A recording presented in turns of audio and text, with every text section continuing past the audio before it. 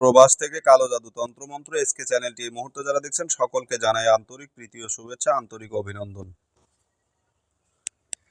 ভিডিওর শুরুতে জাতিগতভাবে প্রত্যেকটা মুমিন মুসলমান ভাই বোনদেরকে জানাই সালাম, আসসালামু আলাইকুম। হিন্দু দাদা দিদির প্রতি আদাব, অন্য সকল ধর্মের প্রতি আন্তরিক ভালোবাসা অভিনন্দন জানিয়ে শুরু করলাম আজকের মহাব্বতের লক্ষণ গুণ এবং তেজি একটা তাবিজ নিয়ে কথা বলবো। এই তাবিজটা প্রেম ভালোবাসা যত আমল রয়েছে তার মধ্যে এই আমলটি লক্ষণ গুণ তেজি একটি আমল। মেহবুবরা অন্তরে অর্থাৎ যাকে আপনি ভালোবাসবেন প্রেমিকার অন্তরে মহাব্বত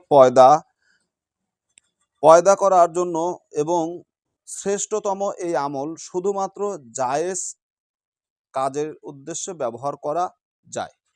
নাজায়েজ উদ্দেশ্যে এই আমল করলে আমলকারীর ক্ষতি হতে পারে। এখন এই যে বিষয়টা নিয়ে আমি কথা বলবো, আমি পূর্বেই কিন্তু একটা কথা বললাম যে এটা কিন্তু একটা তেজি একটা আমল। এই আমলটা অত্যন্ত তেজি একটা আমল, এই আমলটা অত্যন্ত পাওয়ারফুল একটা আমল। আইন আইন আইন 5, যেহেতু এটা আরবি সংখ্যা, এটা আরবি অঙ্ক, ঠিক আছে। এটা হচ্ছে 5 আর এটা হচ্ছে 2। তো আমি যদি এই দিক থেকে ডান দিক থেকে ধরি তাহলে এখানে হবে 52 52 52, ঠিক আছে। যেহেতু আরবি হরফগুলো ডান দিক থেকে ধরা হয় আর বাংলা ইংলিশ যেগুলো আছে এগুলো কিন্তু বামপন্থী, তো আরবি হচ্ছে ডানপন্থী। তো এখানে 52 52 52 এবং 3টা আইনের উপরে এই আমলটি। তো এই যে আমল, এই আমলটা আপনারা কিভাবে করবেন, এই আমলটা করার মানে নিয়মটা কি, এটা তো আপনাদেরকে জানতে হবে। তো আমি এই সপ্তাহভর আমি চিন্তা ভাবনা করেছি যে প্রতিটা তাবিজ, যে তাবিজগুলো আপনাদেরকে দিব সেই তাবিজগুলো আমি হাতে কলমে আপনাদেরকে এঁকে দিব বা আপনাদেরকে শেখাবো, যাতে করে আপনারা পরবর্তীতে এই কমেন্টটা অন্তত বন্ধ হয়ে যায়, হুজুর তাবিজটা লিখতে জানি না, তাবিজটা কিভাবে লিখবো, এই তাবিজ লেখার নিয়মটা কি, এই কমেন্টটা অন্তত বন্ধ হয়ে যাবে।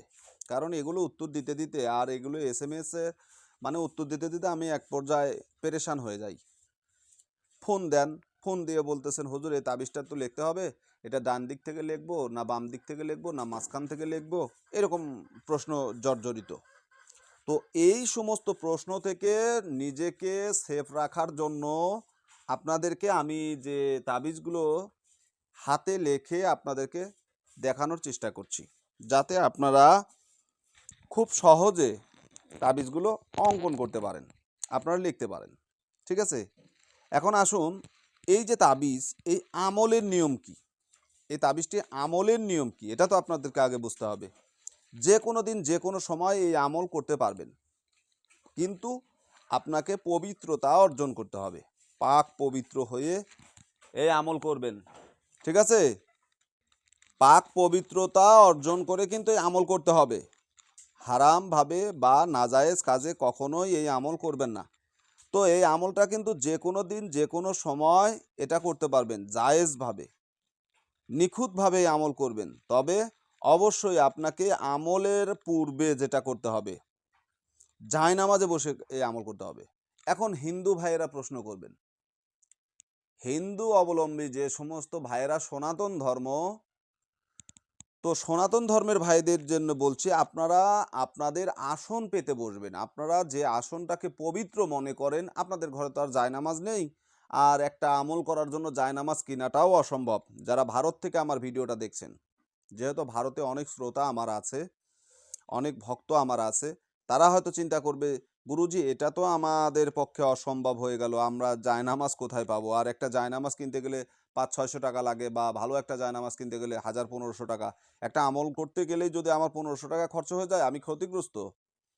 তো যাতে আপনার টাকা বাঁচে, অর্থ বাঁচে, এই জন্য আপনাকে আমি বলে দিচ্ছি যে আপনারা যখন এই আমলটা করবেন তখন অবশ্যই এই আমল করার পূর্বে যেটা আপনি করবেন সেটা হচ্ছে আপনি আপনার পবিত্র একটা জায়নামাজ পেরে নেবেন না।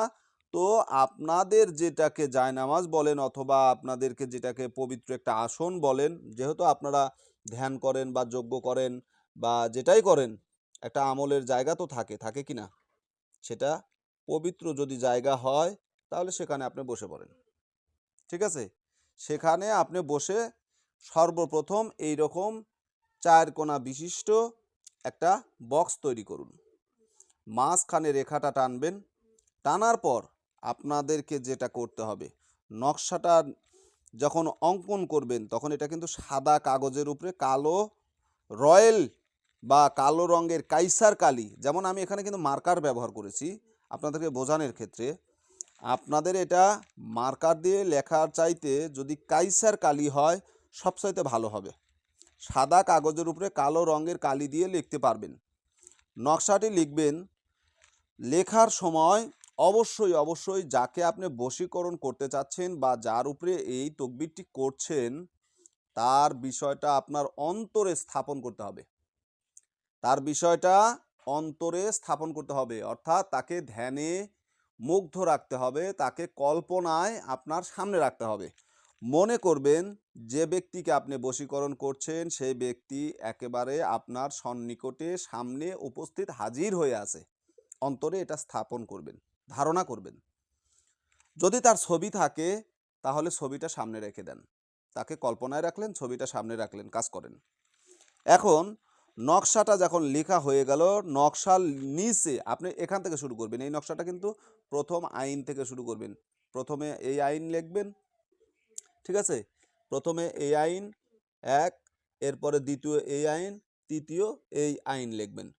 এরপরে এখানে এই যে 5, 2, ঠিক আছে? 5, এই যে 2, এটা 5, এটা 2, আরবি এটা সংখ্যা, ঠিক আছে?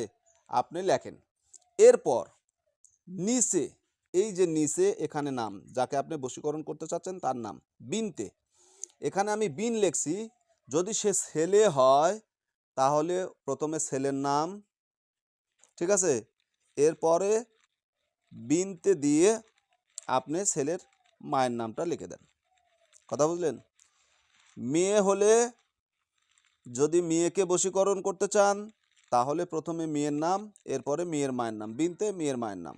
তাহলে নকশার নিচে আলা হুব্বে মেহবুবের নাম, এবং ছেলে হলে বিন আর মেয়ে হলে বিনতে, ঠিক আছে? মায়ের নাম আলা হুব্বে আপনার নাম, এবং ছেলে হলে বিন, আর যদি মেয়ে হন তাহলে বিনতে আপনার মায়ের নাম, ঠিক আছে? আশা করি বোঝাতে পেরেছি।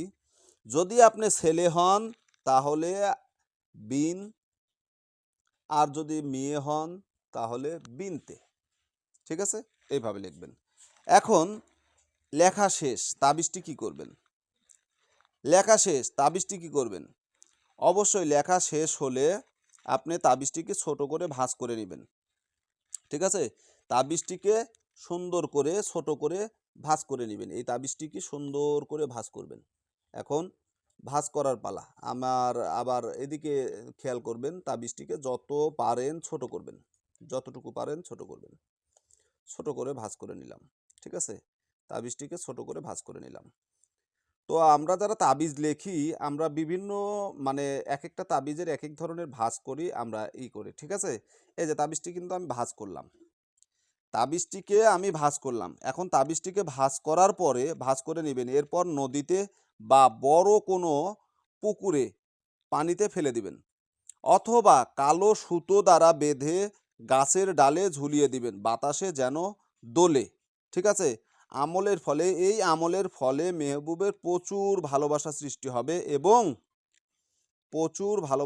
হবে, এবং সে নিজেকে স্থির রাখতে পারবে না, আপনার কাছে সে নিজেকে সমর্পণ করবে। তো আশা করি বুঝতে পেরেছেন। ভালো থাকুন, সুস্থ থাকুন। আজকের মতো এখানেই বিদায় নিলাম।